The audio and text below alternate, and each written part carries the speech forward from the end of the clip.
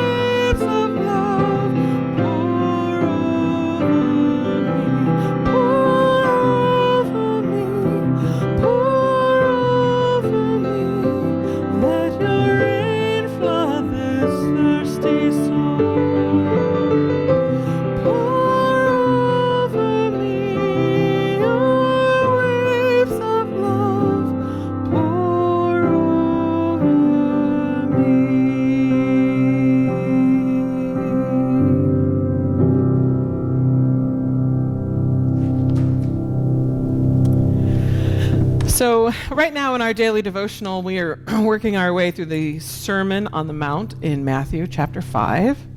And that chapter ends with Jesus telling his listeners to be perfect, just as our Heavenly Father is perfect.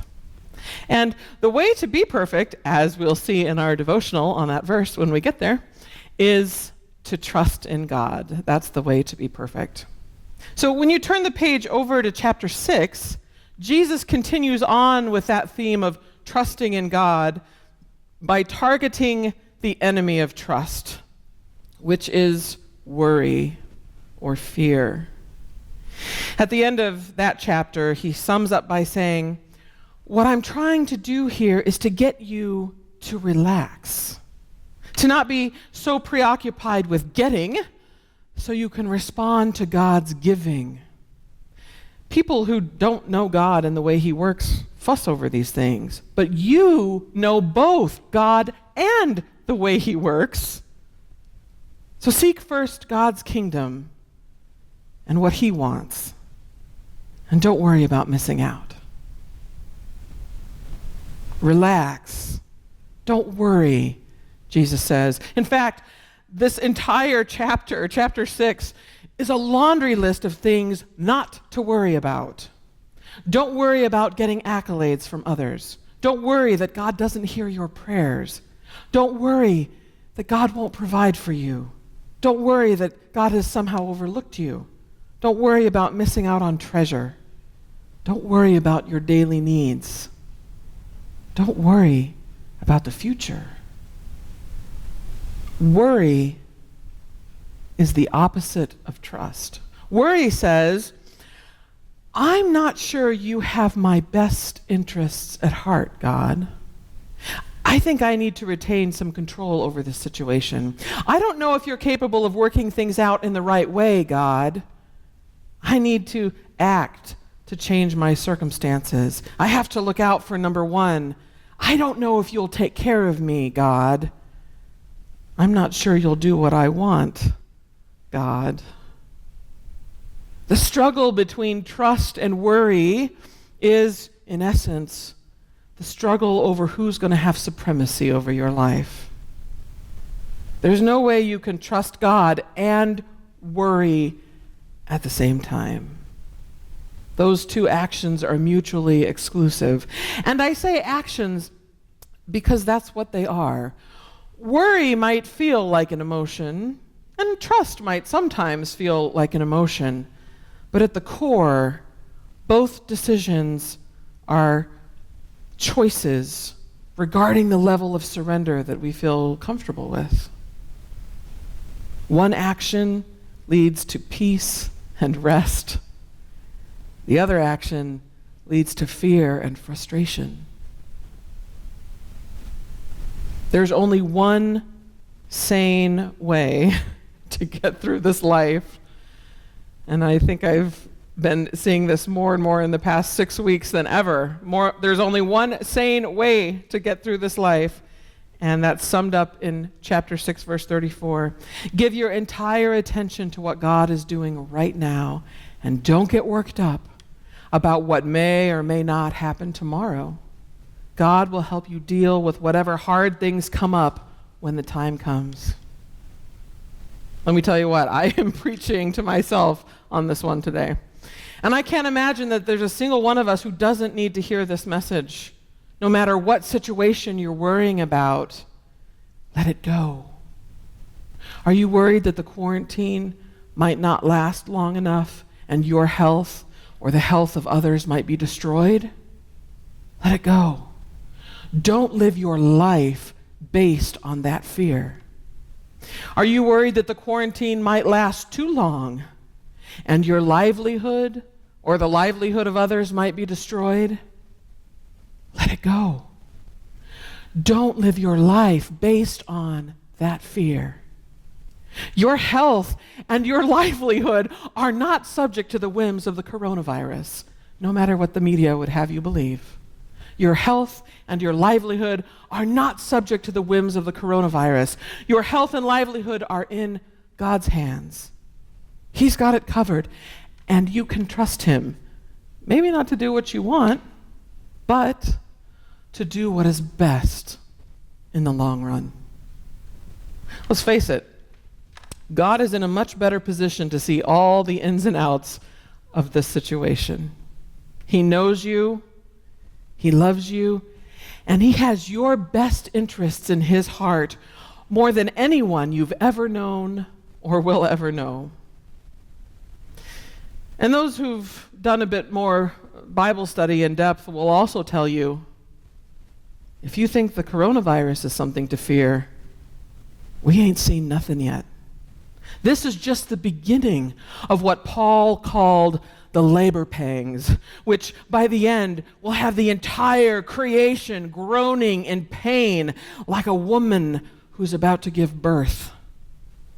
We can't imagine what's coming down the pike. And that's why the best course of action is to decide right now, I'm not going to live my life based on fear.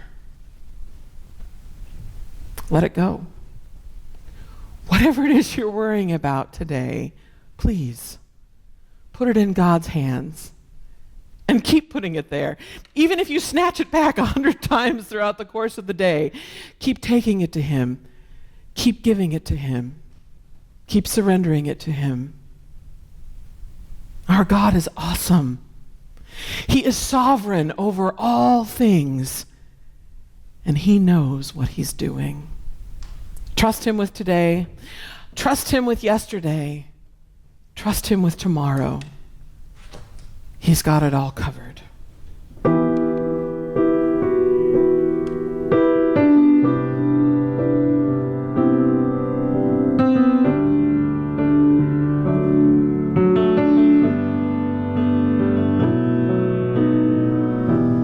There is strength within the sorrow. There is beauty in our tears,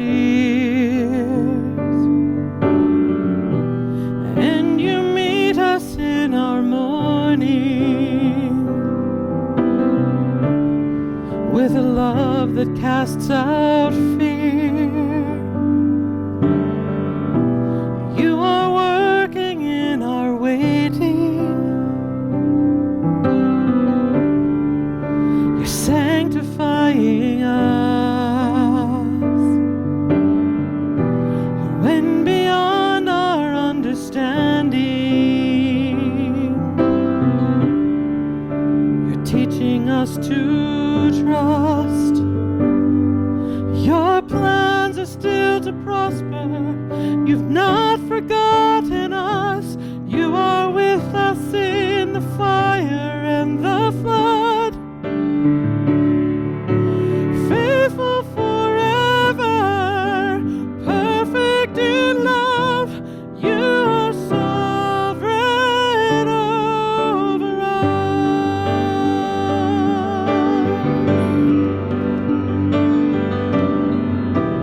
You are wisdom unimagined.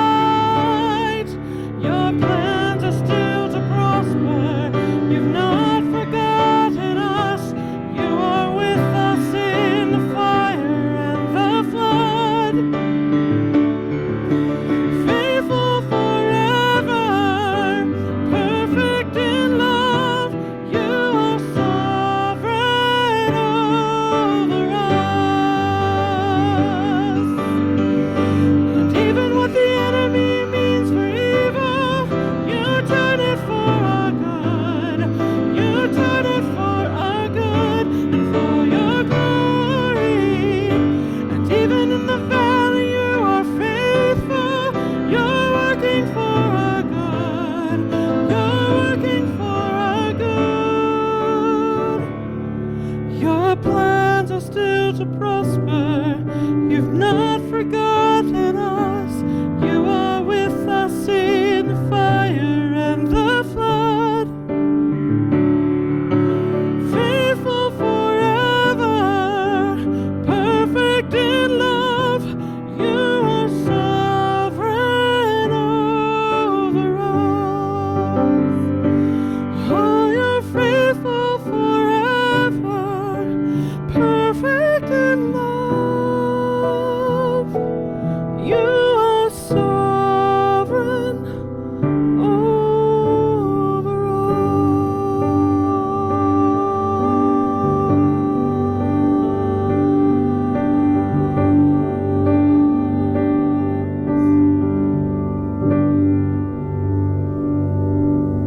We love you.